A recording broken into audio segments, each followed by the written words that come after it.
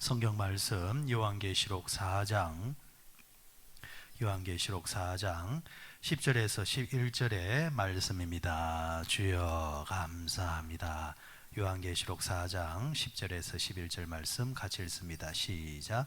24장로들이 보좌에 앉으신 이 앞에 엎드려 세세토록 살아계시는 이에게 경배하고 자기의 관을 보좌 앞에 드리며 이르되 우리 주 하나님이여 영광과 존귀와 권능을 받으시는 것이 합당하오니 주께서 만물을 지으신지라 만물이 주의 뜻대로 있었고 지으심을 받았나이다 하더라.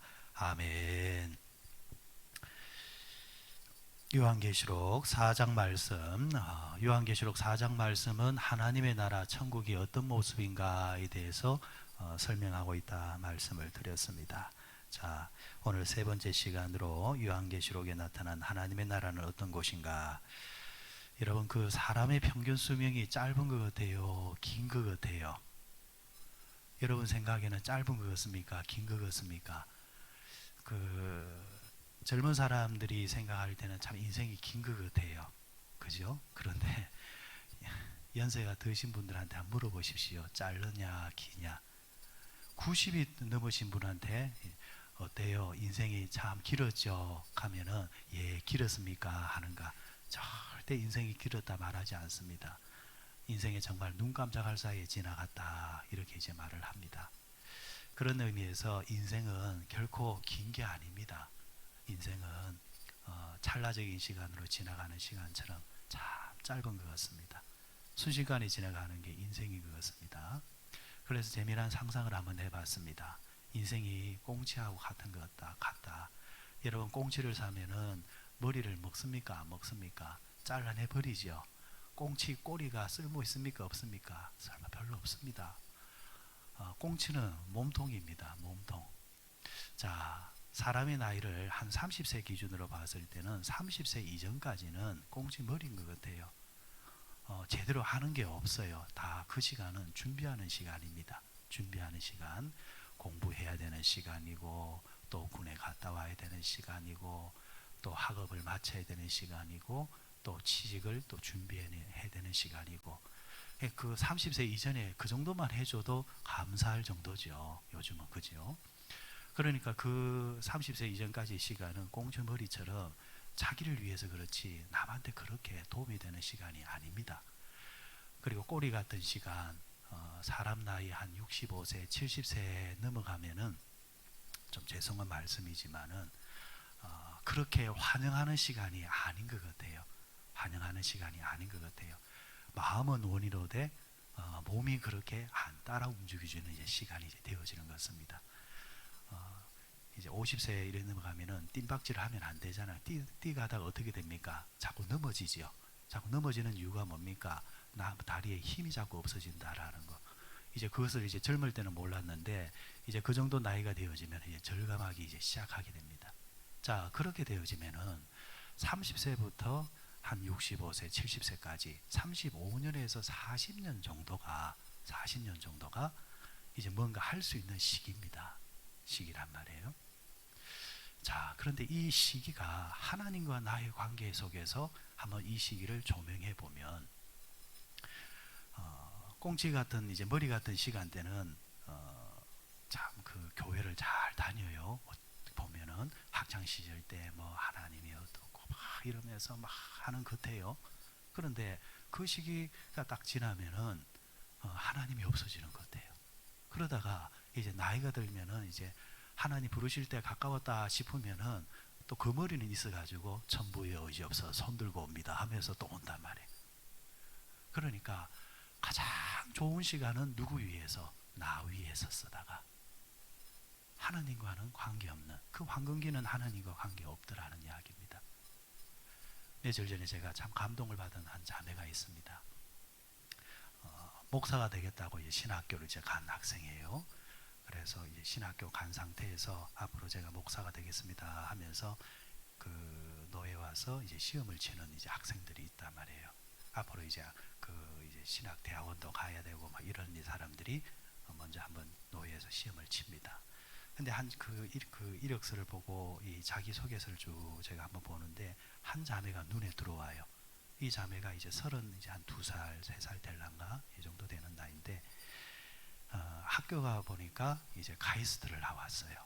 가이스트를 나왔고 그 다음에 가이스트에서 이제 연구 생활도 조금 하고 그래 그래 이 자매가 왜 그래 신학교를 또 가려고 왔는가 이랬다 보니까 그 하나님께서 자기의 감동을 주시기를 인도네시아의 이제 어느 섬이에요. 100%의 무슬림입니다. 무슬림이 있는데 하나님이 자신에게 그곳으로 가라라는 거예요. 그곳으로 가라라.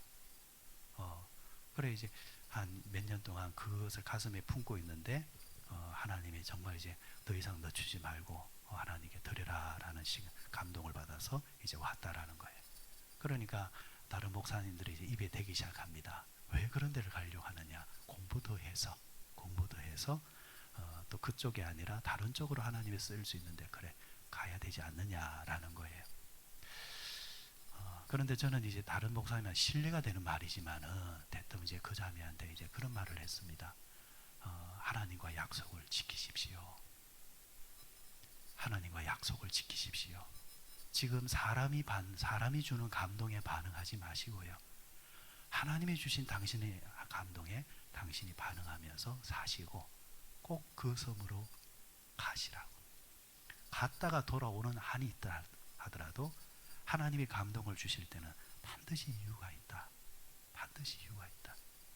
그리고 자기 다 써먹고 하나님께 드리는 게 아니고 정말 아까울 때에 넘주기 아까울 때에 하나님께 드려진다는 게 얼마나 아름답냐. 그리고 우리가 성경을 통해서 감동을 받고 도전받는 이야기가 다 그런 이야기지 않느냐. 사실은 그런 이야기지 않느냐.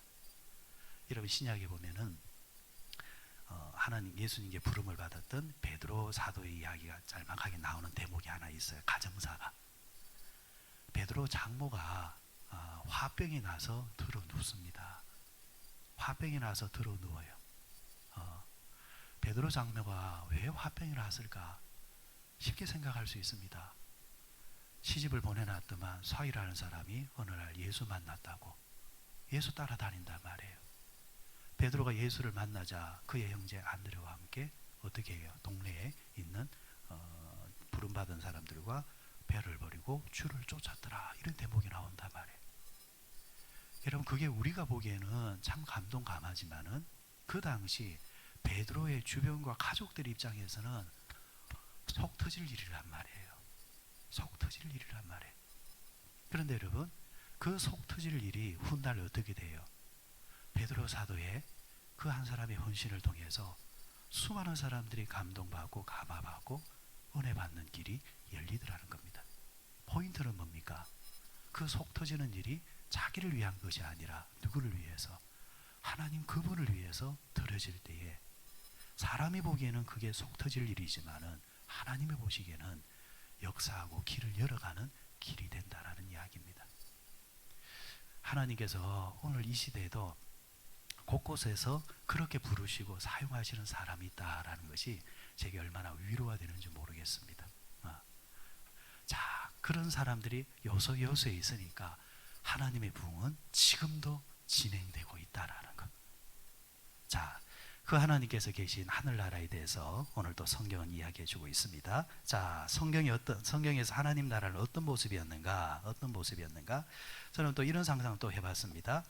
성경이 어떤 것과 같았냐 하니까 옛날 우리 윗대 어른들의 이야기를 들어보면은 우리나라의 아파트가 초창기에 생겼을 때는 모델하우스라는 게 없었대요. 모델하우스. 그냥 그 그림 하나 그려놔 놓고 이제 요렇게 이제 생겼다라는 거. 근데 어느 시대부터 그 모델하우스가 생겼죠. 모델하우스가 뭐예요?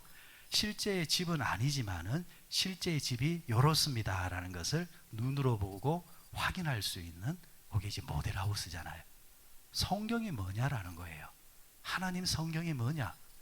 실제 천국은 아니지만 성경을 보게 되어지면은 하나님이 어떤 분이고 하나님이 우리와 어떤 관계를 갖고 계시고 우리는 장차 어디로 가게 되어지고 우리가 가는 천국은 어떤 곳인가를 이야기해 주는 것이 성경입니다. 성경.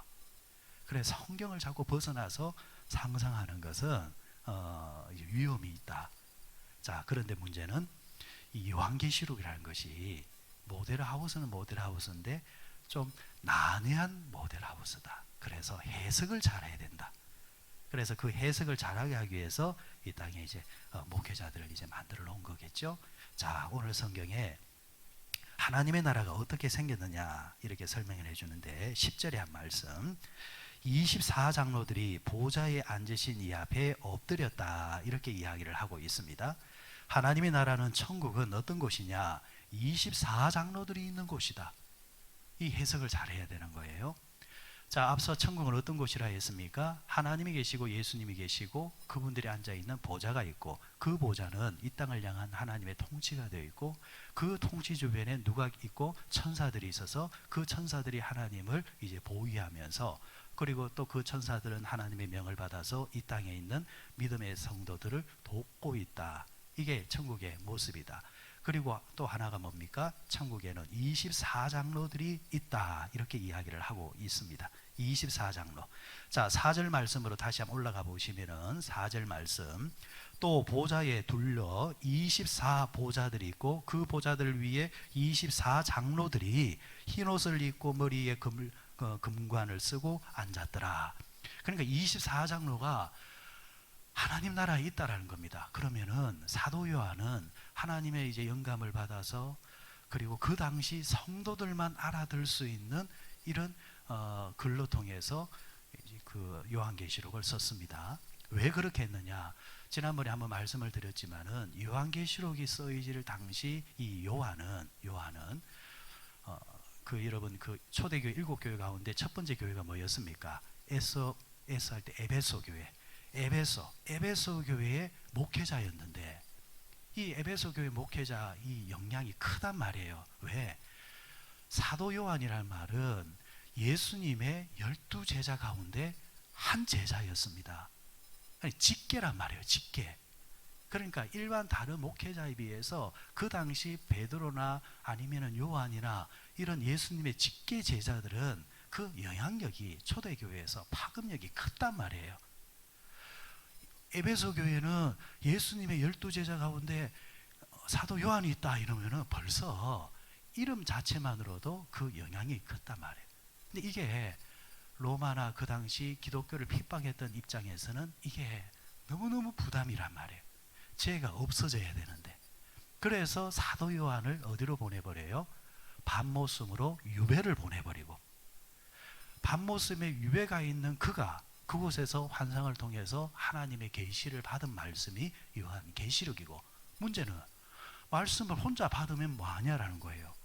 여러분, 목회자가 혼자 말씀을 받으면 뭐해요? 안 받는 것도 문제지만은 받아도 혼자 받으면 뭐해요? 목회자의 책임은 뭐예요? 내가 받은 하나님의 말씀과 영감을 누구한테? 성도들한테 흘러줘야 된단 말이에요. 그렇죠? 자, 흘러주는데 문제는 유배가 있는 이가 이곳에서 편지를 써서 육지에 보내주면은 이게 다 뭐가 되는 거예요? 검열이 되겠죠. 검열. 로마 사람에 의해서 검열이 된단 말이에요. 그래서 로마 사람들, 하나님을 모르고 예수를 모르는 사람들은 봐도 무슨 글자인지 무슨 내용인지 모르는 그런 묵시 형태로 편지가 써여집니다. 그리고 그림도 그렇게 지어지고, 그 당시 그려졌던 그림 중에 하나가 물고기 그림. 물고기 그림 아시겠죠? 이 물고기 그림이 나는 그리스도인입니다 라는 것을 뜻하잖아요. 그죠? 자, 이런 형태로 이제 전해진 게 요한계시록.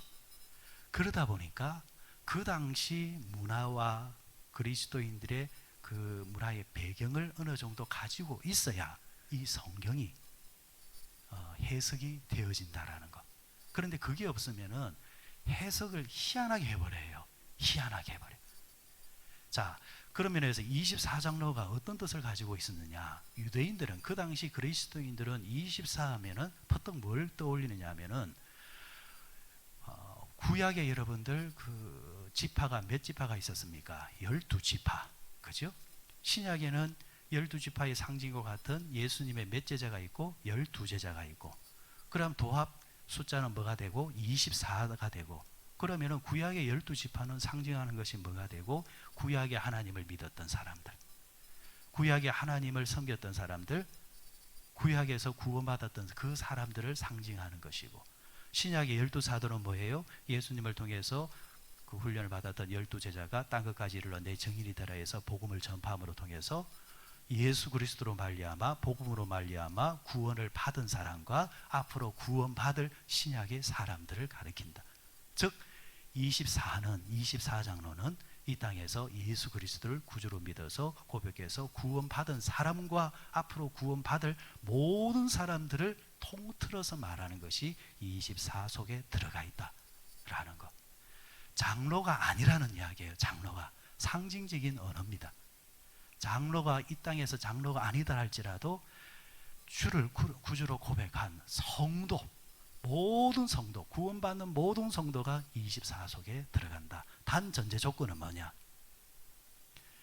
예수 그리스도를 만나서 구원의 확신이 있어야 된다라는 거예요. 구원의 확신이 있는 사람이 24 속에 들어가는 겁니다. 그런데 교회를 다녀도, 그리고 1년에 한 번 뭐 이렇게 다니는 사람들, 한번 스스로에게 질문을 던져봐야 돼요. 내가 구원을 받았느냐? 내가 구원의 확신이 있느냐? 구원의 확신과 구원받은 사람들이 바로 이 성경에 나오는 24장로 속에 들어가는 사람이다. 자, 그러면 24장로 속에 들어가는 또 성경에서 말하는 조건에 대해서 한번 보도록 하십시다. 다시 10절 말씀, 4절 말씀으로 올라갑니다. 4절에 보니까 보좌에 둘러 24보좌들이 있고 그 보좌들 위에 24장로들이 무슨 옷을 입었습니다. 무슨 옷을 입었습니까? 흰 옷을 입었다. 이게 여러분 초대교회 7교회 말씀 가운데 나왔던 이야기거든요. 흰 옷이 상징하는 게 뭐냐? 여러분 흰 옷, 원래는 흰 옷이 아니었다라는 거예요. 원래는 흰 옷이었는데 이게 생활하다 보니까 뭐가 되어서 더러워졌어. 그럼 더러워졌으면 어떻게 해야 돼요? 빨아야죠. 빨아야 원래의 흰 옷으로 색깔이 나오죠. 그와 같이 우리가 이 땅에 하나님을 통해서 보냄을 받았을 때는 죄가 없었지만, 그런데 이 땅에 사는 동안 죄가 우리를 이제 엄습해서 우리는 죄 아래 놓였단 말이에요. 그런데 그 죄를 뭘로 씻을 거냐라는 거예요. 그 죄를 씻는 것은 다른 이로서는 구원을 얻을 수 없다. 그럼 무엇으로 구원을 얻을 수 있다? 예수 그리스도. 그러니까 예수 그리스도의 보혈, 그러니까 우리를 위해서 죽으셨다라는 그 사실을 믿고 고백하는 그 고백이 우리의 죄를 씻는다. 예수의 보혈로 죄 씻음을 받은 자들이 입는 옷이 흰 옷입니다. 지금 말하는 흰 옷은 이제 그런 의미를 담고 있다. 자, 뒤에 또 뭐라고 했습니까? 4절에 보니까 흰 옷을 입고 머리에 뭘 썼다 했습니까? 금관을 썼다 했습니다. 금관은 누가 쓰느냐? 앞서 나왔던 계시록 2장 10절에 보니까 죽도록 충성하라. 그리하면은 생명의 면류관을 너에게 주리라. 이 땅에서 충성을 하는 자가 금관을 쓰고 금관을 쓴 자가 24장로 속에 들어가 있는 겁니다. 그러면 이 땅에서 뭘 하고? 충성, 뭐에 대해서? 그분에 대해서 충성하며 사는 사람. 예수 그리스도를 만난 사람은 그분께 충성하게 되어져 있습니다. 이게 여러분 쉽게 드러나는 뭐 봉사직이나 또 교회 와서 섬기는 일이나 그런 부분이 될 수도 있고, 또 한편으로는 내가 죽는 그날까지 하나님 앞에 어떤 일이 있어도 예배의 단을 놓치지 않겠습니다. 그것도 충성이란 말이에요. 여러분들이 살아가는 일상의 삶 속에서 내게 주어진, 하나님 예수 믿는 사람으로서 내게 주어진 자기 위치, 여러분 가정에서 가정을 위해서 충성하는 게 이게 하나님과 관계없다? 아닙니다. 하나님이 우리에게 뭐 주셨어요? 가정을 주셨잖아요. 그러면 가정에서 충성하면은 그게 충성인 겁니다. 가정에서 아내가 충성을 하고 자녀들이 자신의 위치에서 충성을 하고, 이 부분이 중요하다라는 이야기죠. 그리고 거기서 한 걸음 더 나아가서 이제 확장되어지는 것. 그 충성이 이제 확장되어지는 거. 이제 그게 중요하겠죠. 자, 충성하는 자에게 주시는 것이 생명의 면류관이다. 지금 면류관. 자, 그러니까 24장로들은 이 땅에서 충성하다가 올라가서 다 면류관을 쓰고 있다. 이렇게 말하고 있습니다. 그리고 그들이 하는 일이 뭐냐? 10절로 내려오시면은 24장로들이 보좌에 앉으신 이 앞에 엎드려 세세토록 살아계신 이에게 경배하고 자기 관을 보좌 앞에 드리며 이르되.